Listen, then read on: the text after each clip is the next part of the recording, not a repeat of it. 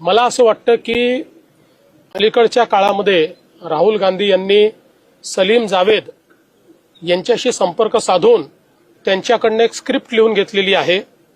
अतिशय मनोरंजनात्मक अशा प्रकारची स्क्रिप्ट आहे. ती सगळीकडे ते मांडतायत. याच्याने मनोरंजनापलीकडे काहीच होत नाही. एकही गोष्ट त्यांच्याकडे फॅक्च्युअल नाही. सगळ्या गोष्टी कपोकल्पित त्या ठिकाणी ते मांडतायत.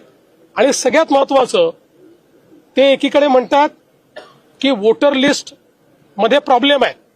आम्हालाही मान्य आहे. आम्ही तर इतके वर्ष झाले सांगतोय.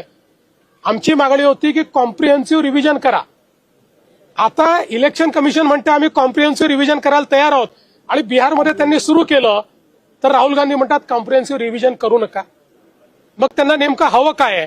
त्यामुळे त्यांना कॉम्प्रिहेन्सिव्ह रिव्हिजनही माहिती नाहीये आणि वोटर लिस्टमधले प्रॉब्लेमही माहिती नाहीये.